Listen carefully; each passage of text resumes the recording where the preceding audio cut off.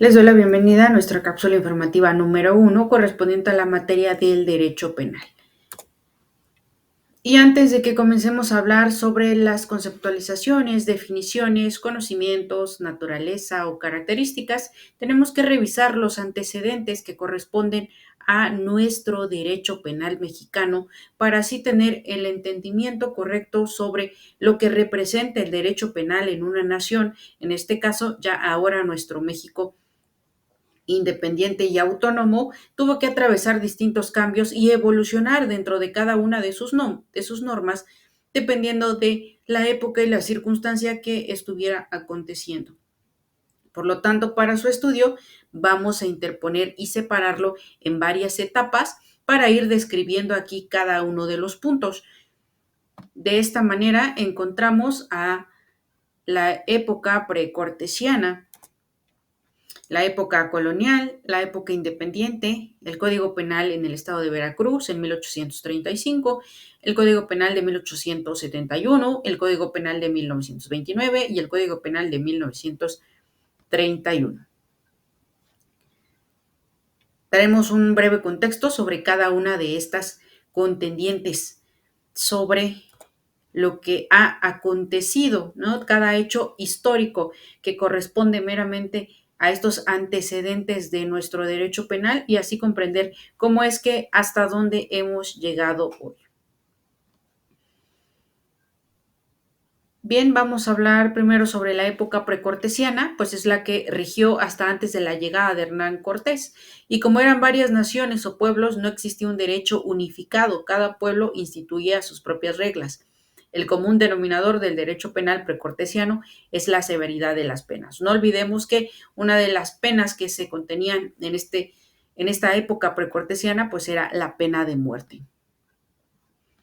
Asimismo, podemos reconocer que en esta misma época, pues el rey o el cacique tenía el control del derecho y era la autoridad suprema e inapelable. Recordemos que existe dentro de nuestra historia, así también nos lo recuerda la historia del derecho mexicano, que tengamos en cuenta los pueblos originarios. Y dentro de nuestros pueblos originarios podemos hablar del derecho penal azteca, y pues los aztecas conocieron la distinción entre delitos dolosos y culposos, las circunstancias atenuantes y agravantes de la pena, las excluyentes de responsabilidad, la acumulación de sanciones, la reincidencia, el indulto y la amnistía. Algunas de sus penas eran el destierro, las penas infamantes, la pérdida de la nobleza, la suspensión y destitución del empleo, esclavitud, arresto, prisión, demolición de la casa del infractor, corporales, pecuniarias y la de muerte, siendo en estas últimas aplicadas en el sistema de pena de muerte como la incineración. En el siguiente punto, que es sobre la época colonial. Antes de llegar a la época colonial, quiero recordarles que dentro de nuestros pueblos originarios tenemos distintas características reconocidas en esta época precortesiana, y así como hemos tocado el tema de los aztecas, me parece importante que recordemos que el derecho penal maya también fue y es, ¿no?, registrado porque existían dentro de los bataps o los caciques que tenían a su cargo la función de juzgar, aplicaban como penas principales la muerte y la esclavitud. La primera se reservaba para los adúlteros, homicidas, incendiarios, raptores, corruptores de doncellas, y la segunda para los ladrones. Si el autor del robo era un señor principal, se le labraba el rostro desde la barba hasta la frente.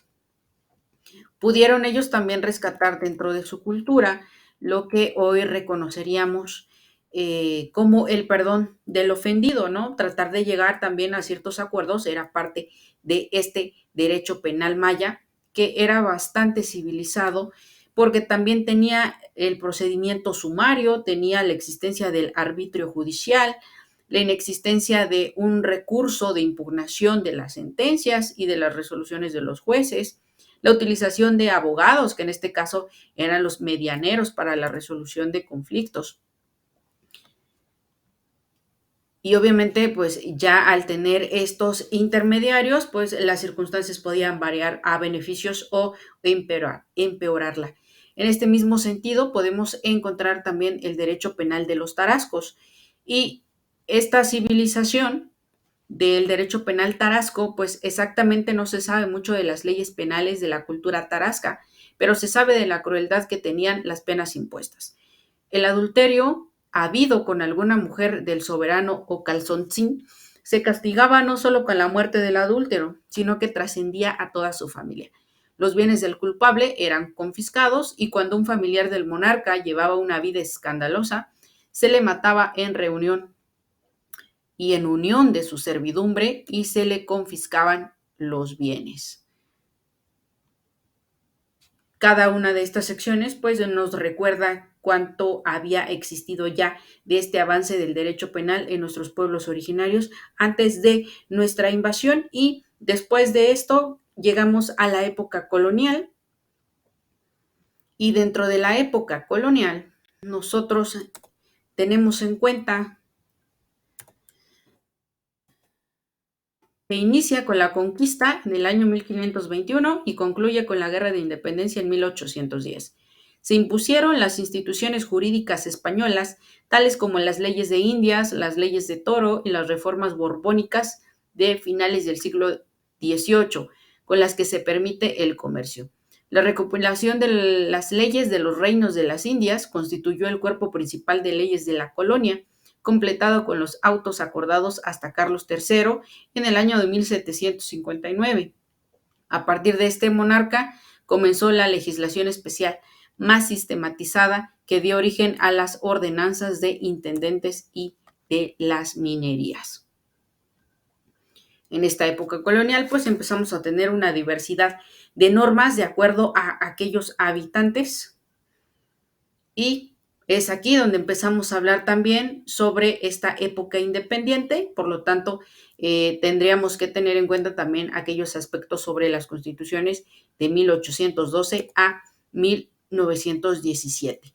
Ahora bien, dentro del México independiente, que sería la época independiente, ¿no?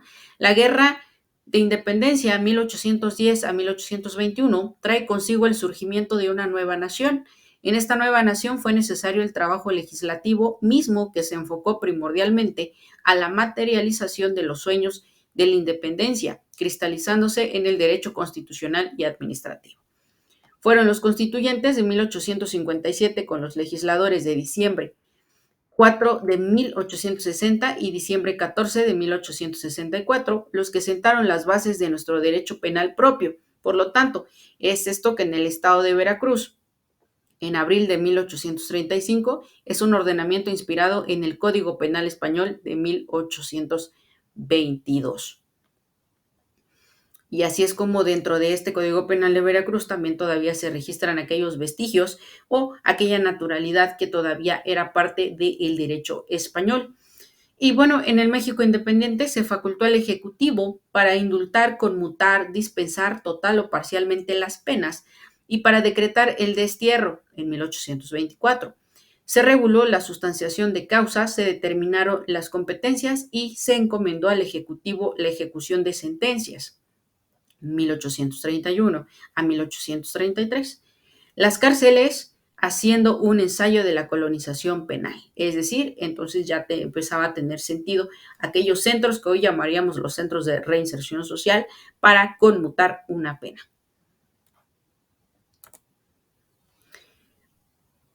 En consecuencia de este México independiente, pues seguimos avanzando hasta llegar a la Constitución de 1917, pero dentro de estos mismos antecedentes, dentro de esta evolución de nuestro Estado, tendríamos que conocer a nuestras escuelas penales que formaron esta parte de la naturaleza de nuestro derecho penal. Los espero en nuestra siguiente cápsula informativa donde estaríamos hablando de las escuelas penales.